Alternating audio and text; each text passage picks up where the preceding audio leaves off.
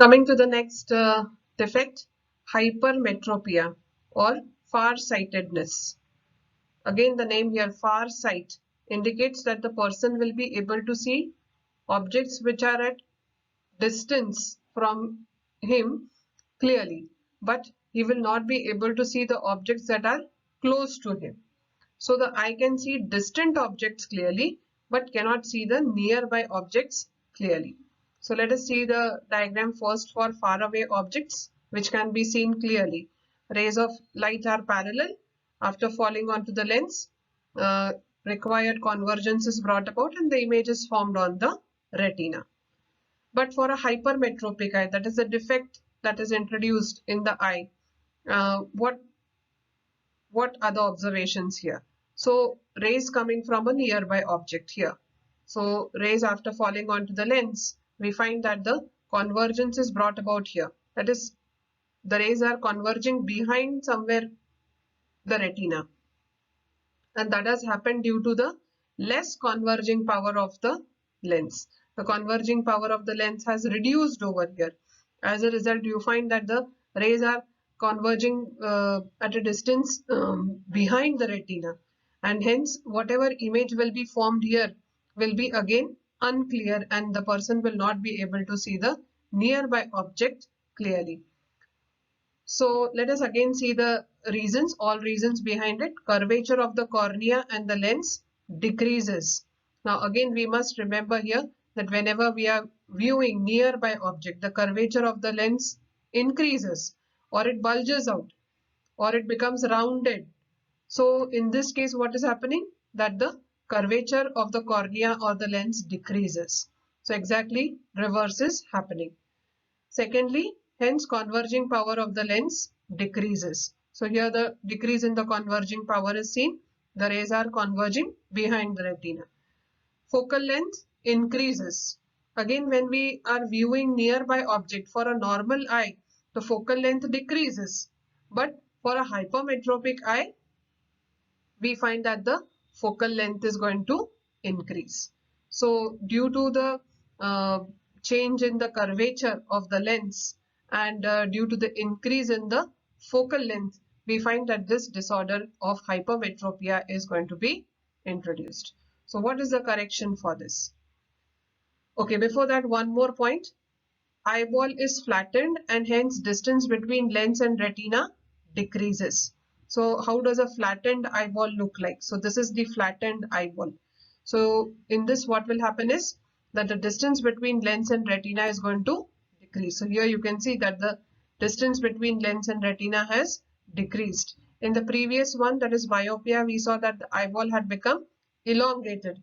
And in that case, we had found that the distance between lens and retina had increased. But in case of hypermetropia, the eyeball becomes flattened, and here you find that the distance between the lens and retina is going to decrease. So what is the rectification for this? How can this disorder be rectified? Because the converging power of the lens has decreased, we must make use of a convex lens because we want to increase convergence. So convex lens is a converging lens, and so we make use of a converging lens. Rays coming from a nearby object are converged. You can see the convergence that is brought about by the lens. Further convergence is going to be brought about by the eye lens. And now you find that the image is formed on the retina. So convex lens is used to correct the disorder. Again, the power of spectacles is positive for hypermetropic eye. Again, it is related to the focal length. The focal length for convex lens is positive because we take into account f2, which is on the right side of the optical center, and so focal length for convex lens is positive, and so will be the power of the lens. So this is what is hypermetropia or farsightedness. The next type of disorder that we are studying is presbyopia or old age hypermetropia. Presbyopia is same as hypermetropia, but it comes along with the age of a person. As the age of the person increases, the power of accommodation goes on decreasing. means the person is not able to bring about the change in the focal length, and that is on account of the weak ciliary muscles. So due to the weakening of the ciliary muscles, the power of accommodation decreases because the muscles cannot relax and contract sufficiently so as to bring about the change in the focal length. So presbyopia is same as hypometropia, except that it comes along with the age of the person. Now let us see the points that are under it. Generally, the focusing power of the eye lens decreases with age. The muscles near the lens lose their ability to change the focal length of the lens. So the ciliary muscles become weak and they lose their ability to bring about the change in the focal length of the lens by sufficient contraction and relaxation. The near point of the lens shifts farther from the eye. Because of this, the old people cannot see nearby objects clearly. We know that the near point visibility for a person with a normal eye and vision is 25 centimeters. That is the near point or for normal eye is at 25 centimeters. Means that is the object must be at a minimum distance of 25 centimeters to be seen clearly.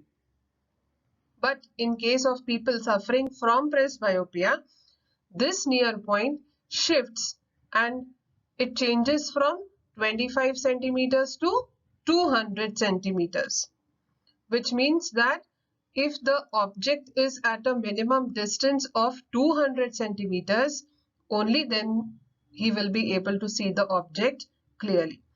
Therefore, it is said that the near point of the lens shifts farther away from the eye. So from 25 centimeters, it becomes 200 centimeters. And as a result, the person is not able to see the nearby objects clearly. We have often seen our grandparents doing this, and they try to read a book or a newspaper by taking it slightly away from them. And they try to pierce the thread into the needle by keeping it at a distance from them. So this is because their near point has shifted from 25 to about 200 centimeters. So that is what is presbyopia. The correction for presbyopia will be same as that for hypermetropia. That is, they will make use of convex lenses. Sometimes people suffer from nearsightedness as well as farsightedness. In such a case, bifocal lenses are required to correct the defect. So we have specs with various lenses in them, and like for people who suffer from both types of disorders, some people have problem for both nearsight as well as farsightedness. So for them we make use of bifocal lenses. So here you have the bifocal lenses in which you have both concave and convex lenses. But which lens will be installed in which part of the specs, that we need to know. And yes, here you can read it is written distance, and lower portion you find that it is written near.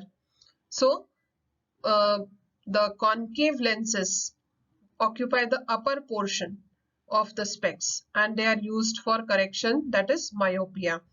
Whereas here you can read it is written near. So here you have the convex lens which is going to bring about the correction for hypermetropia. So this is for upper one is for distant vision, whereas the one at the lower part is for the near vision.